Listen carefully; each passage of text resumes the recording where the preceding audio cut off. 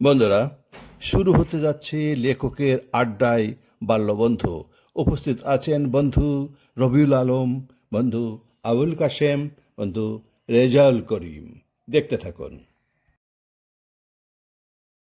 এখানে পড়ে হ্যাঁ, এরপর তোমার এই যে তুমি মুন্সি বাড়ির যে তোমার দাদা বাবার যে ঐতিহ্য এখনো ধরে রাখছো, সেই সূত্র ধরে তোমার এখনো চলার প্রক্রিয়া আমাদের কাছে, আমি মাঝে মাঝে বাড়ি আসলেও সবার কাছেই শুনি হ্যাঁ। যে তুমি একটা প্রক্রিয়া দিন আসো মানুষের কাছে, সমাজের কাছে, দেশের মানুষের কাছে পরিচিতি এবং এই যে সুনাম মানুষের। শুনছিলাম মাঝখানে অসুস্থ হয়ে গেছিলে, বিদেশে চিকিৎসা করে আসছো, সেখান থেকে আসার পরে তুমি সামাজিকভাবে বেশি উত্তরোত্তর করে চলেছো। তো এই বিষয়ে আমি আরও তোমার সাথে শেয়ার করতে চাই যে তুমি এই সমাজে, এই মানুষের, এই দেশের জন্য আমাদের জাতির জন্য আমরা এখন একটা দেশের ক্লান্তি লগ্নে আছি। এটা আমি রাজনৈতিক কথা বলতেছি না, যে রাজনৈতিকভাবে তুমি লেখো করো দল করো, তা আমি বলতেছি না।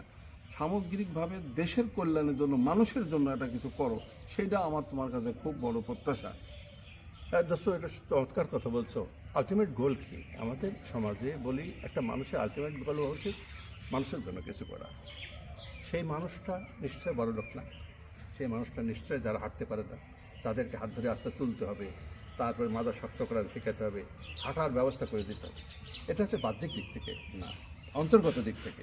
হ্যাঁ, এই মানুষের জন্য, সমাজের জন্য, মানুষের নিয়ে তো সমাজ। হ্যাঁ, তে আমরা লেখক হিসাবে যেটা দায়িত্ব, এই মানুষের উন্নয়নের বিষয়টি কীভাবে উঠায় ও সমাজ থেকে আমরা লিপিবদ্ধ করতে পারি, সমাজের মানুষ যাতে জানতে পারে, এই ব্যবস্থাটা করা, এটা হচ্ছে লেখক হিসাবে বিষয়।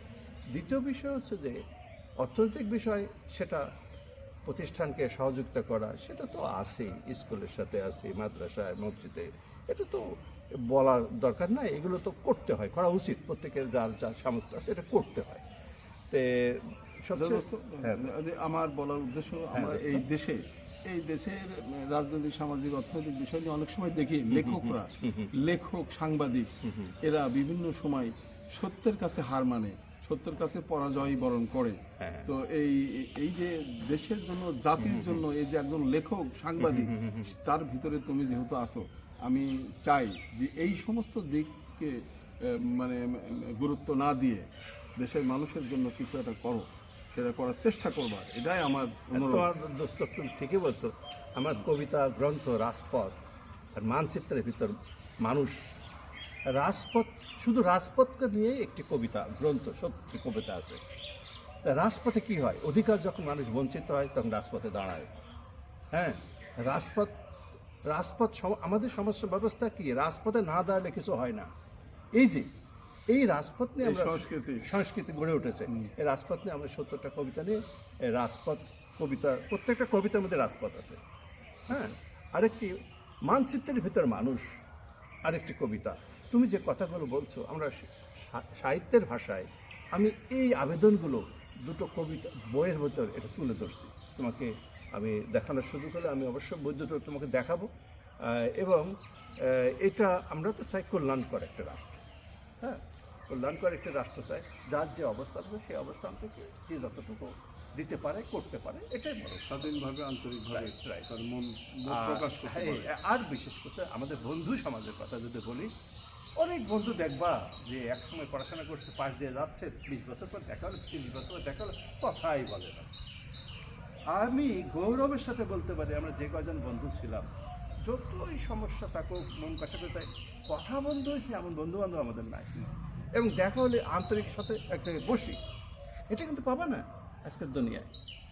সমস্যা মানুষ সম্পর্কটা টাকার অঙ্কে মাপে, কিন্তু আমাদের বন্ধুর ভিতর অতটা নাই। কিন্তু এই ব্যাজের জন্য নন্দলালপুর হাই স্কুল, মাধ্যমিক বিদ্যালয়ের এই প্রথম ব্যাজ আমরা, আমাদের জন্য একটা 78-এর ব্যাচ। কল্যাণের জন্য আমরা ভালো পরিবেশে না গিয়ে এখানেই মনে করছি এই শূন্যতা থেকে আমরা এখানে পূর্ণতা লাভ করবো, সেই প্রত্যাশা নিয়ে আমরা সবাই লেখাপড়া শুরু করছি। আমরা আজ এই পর্যন্ত। প্রিয় দর্শক শ্রোতা, আমরা গল্পে গল্পে একটু সময় পার করলাম, খুবই আন্তরিকভাবে পার করলাম। আমার 3 বন্ধু ছিলাম, এক বন্ধু ক্যামেরায় ছিল, আমরা তাকেও আপনাদের সঙ্গে হাজির করছি।